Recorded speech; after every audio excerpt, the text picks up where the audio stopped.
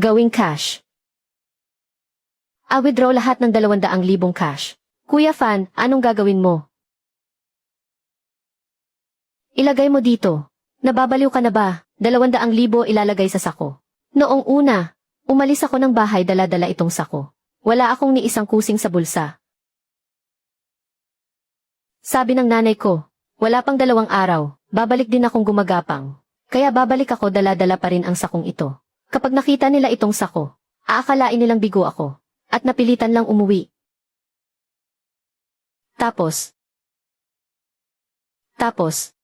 hahayaan ko muna silang pagtawanan ako. Magsaya sila. Saka ko bubuksan para makita nila kung ano ang laman ng sako. Kuya Fan, kukunin ko na ang pera. Ngayon na. Halika. Kumain at uminom kayong mabuti. Dahil sa highway na ginagawa ng gobyerno, nabayaran ang lupa namin ng 100,000. Yumaman na ang pamilya Lin. Wala yan. Yung panganay kong lalaki, manager sa bayan. Yung pangalawa kong anak na babae, galing Amerika. Ang magandang buhay para sa pamilyang Lin ay paparating pa lang. Mga tiyo at tiya, sa totoo lang po, kilala niyo ba si Boss Wang ng department store sa bayan? Si Wang Jiangwo, narinig niyo na ba? Siya ang pinakamayaman sa buong bayan. Sobrang lapit kami sa isa't isa ni Boss Wang. Niyaya pa nga niya akong magkape noong 1 linggo. Sabi niya, gusto niyang makipag-partner sa akin sa isang malaking proyekto. Sa hinaharap ang pamilya Lin natin sa bayan. Para siyang hari kung umasta. Ang tatay ko, malapit nang maging partner ni Boss Wang. Pagkapanganak ng anak namin, diretso nang titira sa magandang subdivision. Kuya, yang sayo ay small business. Ang pinag-aralan ko sa Amerika ay pagkakuha ko ng degree at pag-uwi ko, ang negosyo ng pamilya natin, kailangang palawakin sa buong probinsya. Ang pamilya Lin ay may 2 magagaling na anak. Sayang nga lang, sa 3 anak may isa na naging pabigat. Yung pangatlo, noon ayaw na ayaw talagang mag-aral. Nagpumilit mag-alaga ng baboy. Pagkatapos niyang ibenta ang babuyan, pumunta sa bayan para magtinda ng barbecue. Tiete, ma, wag niyo na siyang banggitin pa. Nakakahiya.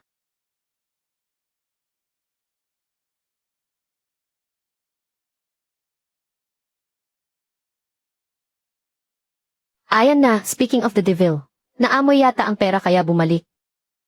Lin Fan, anong ginagawa mo rito? Espesyal na araw to para sa pamilya natin. Huwag kang maging pampasira ng araw dito. Bunso, tingnan mo nga yung itsura mo. At tingnan mo yung bulok na sakungpasan mo. Huwag mong sabihin, hindi ka na umasenso sa bayan. Kaya ka bumalik para manghingi ng pera, no? Ay nako. Baka naman narinig mong, may makukuha tayong pera sa demolition ng bahay. Kaya ka nagmamadaling bumalik para makahingi ng parte, no? Lin Fan, noon, umalis ka dala-dala yung bulok na sako na yan. Sinabi ko, kapag umalis ka na, huwag ka nang babalik. Ngayon, bumalik ka na naman na pasan-pasan yung bulok na sako. Bumalik ka, anong kailangan mo? Huwag kang gumawa ng eksena dito. Ang kuya mo, kamiting si Boss Wang. Ang ate mo naman, kararating lang galing Amerika. Lahat ng bisita natin ngayon ay mga disenteng tao. Hindi ako bumalik para manghingi ng pera. Pinabalik ako ni Lola. Ano bang laman niyang basahan mong bag? Huwag mong sabihing ilang pirasong damit lang yan. Kuya, tama na. Tama na, Lin Fan. Kung nandito ka para makikain lang, pagkatapos mong kumain, umalis ka na agad. Huwag kang sagabal dito. Nag-uusap ng importante ang kuya at ate mo.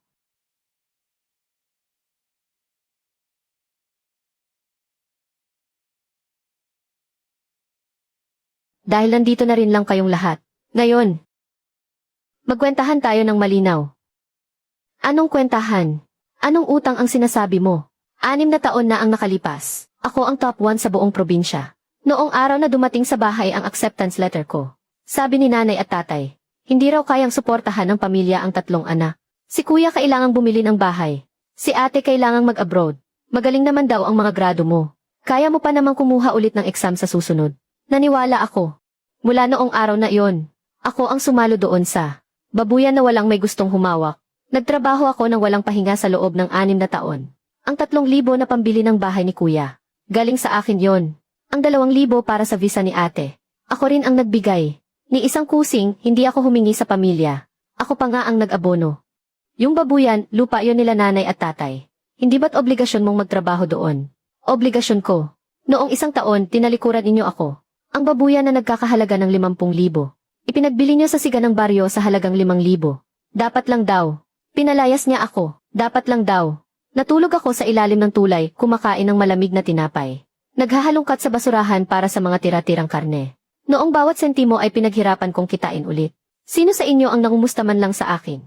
Ngayong nabigyan ng 100,000 dahil sa demolisyon ng bahay. Naghanda kayo para sa buong baryo. Pero ako, kahit ang balita, lihim pa akong tinawagan ni Lola. Para lang malaman ko, tinatrato niyo akong parang magnanakaw. Simula ngayon, magkanya-kanya na tayo ng landas. Iyang pera ninyo mula sa demolisyon. Kahit isang kusing hindi ko gagalawin. Ang buhay o kamatayan kong si Lin Fan ay wala nang kinalaman. Sa inyo kahit katiting. Sumasagot ka na, wala kang utang na loob. Itigil mo.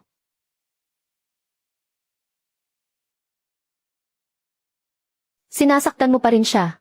Ilang beses mo na siyang sinaktan. Ang perang pinaghirapan ni Fanzi sa loob ng 6 na taon. Lahat napunta sa pamilyang ito. Ginamit niyo siyang parang kalabaw. At pagkatapos ay basta niyo na lang itinaboy. Ngayong nagsasabi lang siya ng tama.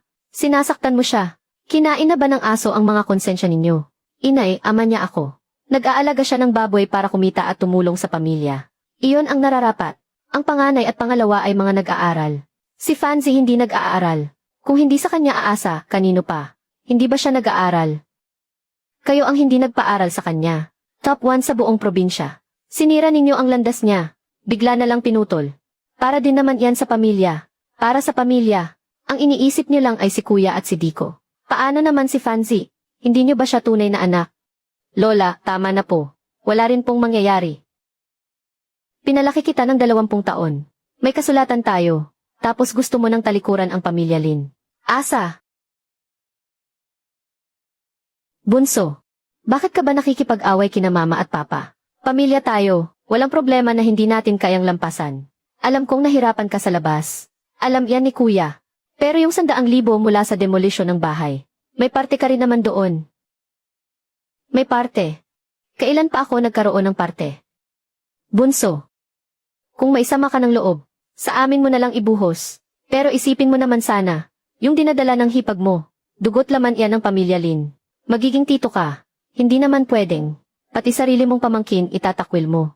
Kapag umalis ka talaga, paglabas ng batang to, wala man lang siyang makikilalang tito. Matitiis mo ba iyon? Bunso, makinig ka sa sasabihin ni ate mula to sa puso. Ang inaaral ko sa Amerika ay international trade. Pagka-graduate ko at pag-uwi ko, kikita ako ng malaki. Ikaw ang una kong tutulungan. Dapat nagkakaisa tayong magkapatid. Mula ngayon, ako na ang bahala sa'yo. Ate, anong sabi mo tungkol sa bata? 3 taon na kami ni Xiaomi noon. Plano ko sanang kapag handa ng ibenta ang mga baboy sa katapusan ng taon. Pakakasalan ko na siya. Pero ibinenta ninyo ang babuyan. Umalis akong walang-wala. Nakipaghiwalay sa akin si Xiaomi. Dahil doon, hindi man lang ako makapag-asawa. Tapos ngayon, kakausapin ninyo ako tungkol sa anak. Kuya, yung 3,000 na pinambili mo ng bahay.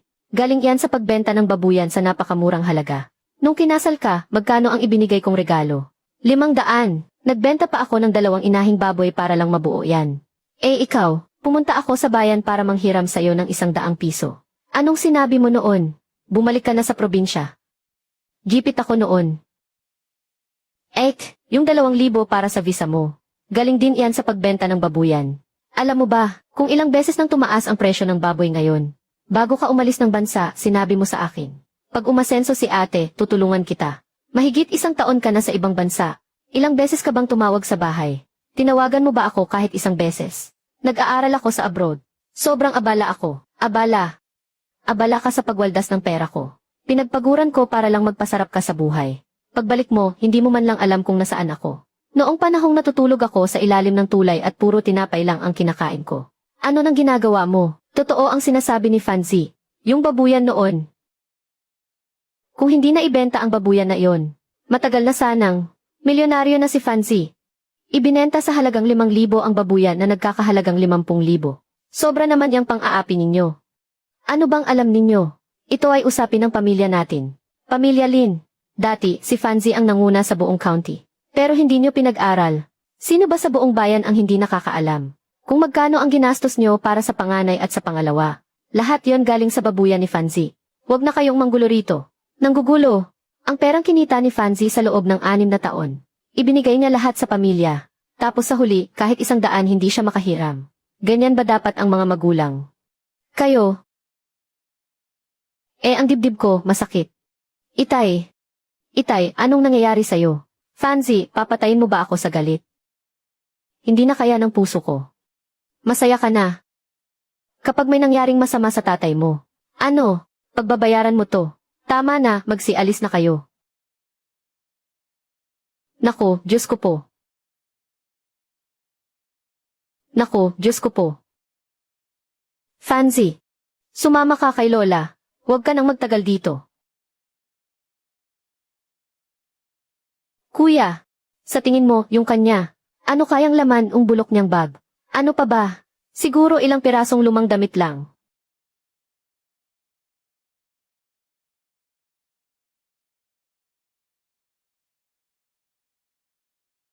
Pumayat ka, Fanzi. Naghirap ka siguro sa labas. Lola, hindi po ako naghirap. Para sa akin, hindi po yon paghihirap. Bata ka pa lang, ayaw mo nang umamin. Manang-mana ka sa lolo mo. Magsabi ka ng totoo kay Lola. Ano ba talaga ang ginagawa mo sa bayan? Lola, tingnan niyo po kung ano to.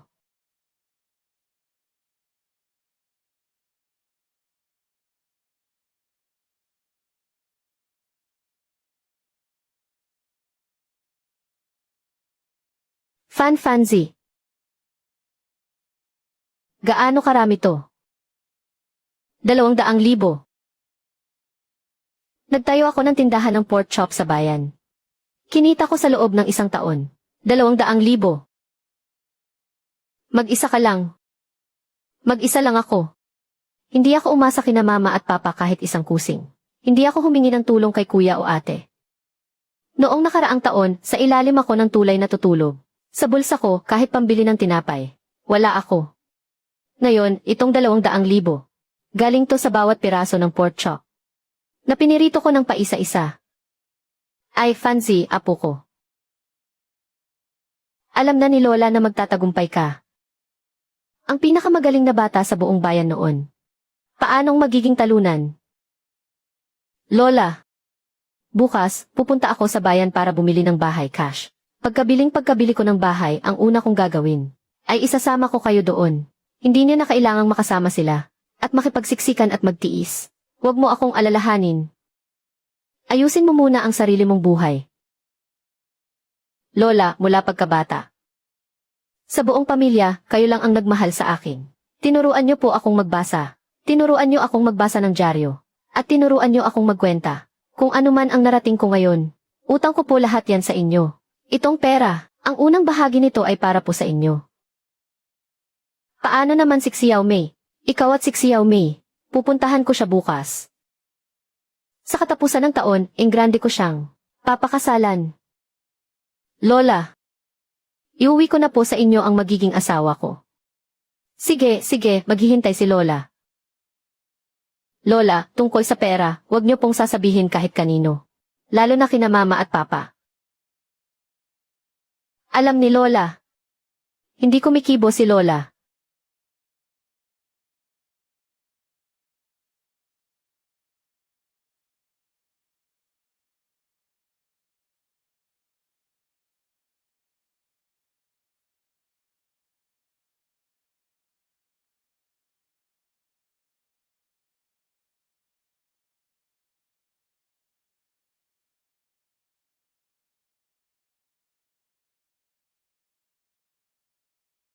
$200,000 cash. Itong gagong batang ito, nagpayaman sa labas, ni isang kusing hindi binibigay sa pamilya lahat tinatago. Ito ang pinaghirapan ng anak ko. Ang pera ng anak ko ay pera ko. Yung bahay na tinitingnan ni Qiangzi sa bayan, kulang ng 200,000 kaya hindi mabayaran. Ako na ang kukuha ng perang ito para sa kanya.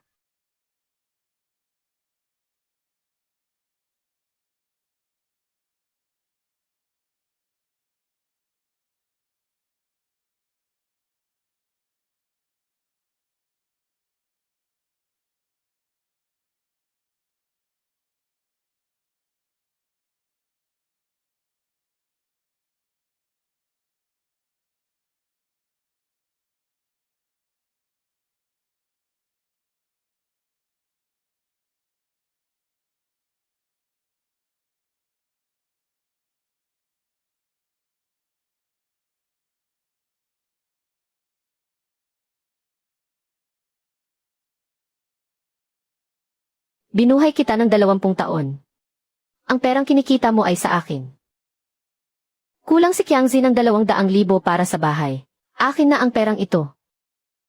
At gusto mo pang bumili ng bahay at mag-asawa. Managinip ka ng gising.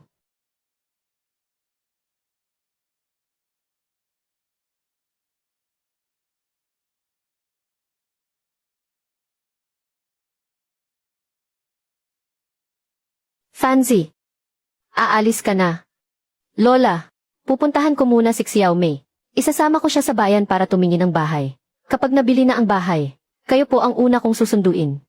Matigas ang ulo ng batang iyon si Xiao Mei. Noong araw na naibenta ang babuyan mo, nakipaghiwalay siya sa iyo. Sigurado ka ba, Lola? Noong nakaraang taon wala akong ni isang kusing. Nakipaghiwalay siya sa akin. Hindi ko siya sinisisi. Ngayon dala-dala ko ang 200,000 para sa kanya. Nangako ako sa kanya. Malaking color DC. Makinang panahi. Lahat-lahat. Walang isa mang magkukulang. CJ, humayo ka na. Iwi mo siya rito. Igagawa ko kayo ng pansit para humaba ang buhay nyo.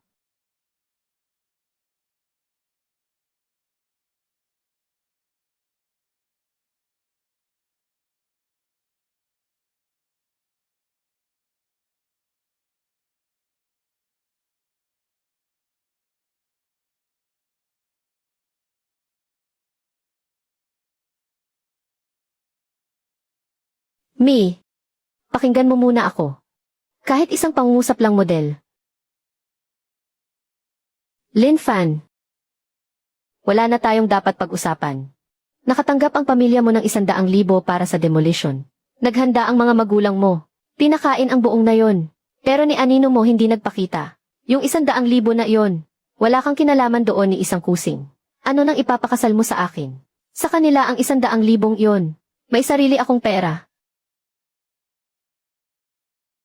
Pera mo. Magkano naman ang may ipon mo? Mier, nagbukas ako ng tindahan ng pork chop sa bayan. Dito sa bag na to, may 200,000 cash. Ngayon, dadalhin kita sa bayan. Para bumili ng bahay cash. Yung malaking color DE na gusto mo. Makinang panahi, lahat ng gamit. Wala akong papalampasin ni isa. Ihahanda ko lahat para sa'yo.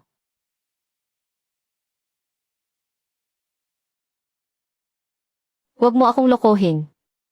Kailan ka ba niloko ni Lin Fan?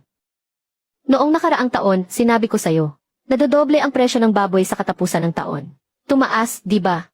Alin sa mga sinabi ko ang hindi nagkatotoo? Talaga? Talagang may 200,000 ka? Mier. Noong isang taon, noong araw na hiniwalayan mo ako, may sinabi ako. Nakikita ako ng sapat na pera, at papakasalan kita ng bongga. Ngayon, nandito ako para tuparin yon. Lin Fan. Ilang beses na akong naniwala sa'yo. Palagi mong sinasabi sa akin. Maghintay sa susunod na batch ng baboy. Maghintay na tumaas ang presyo ng baboy. 3 taon akong naghintay. Hanggang sa mapalayas ka ng walang-wala. Kaya ito na ang huli. Sumama ka sa akin sa kotse. Pagdating natin sa bayan, buksan mo ang bag na to. Kapag kulang ang pera kahit piso. Umalis ka na. Hinding-hindi kita pipigilan.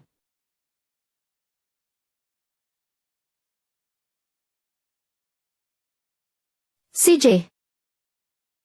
Pagkakatiwalaan kita sa huling pagkakataon.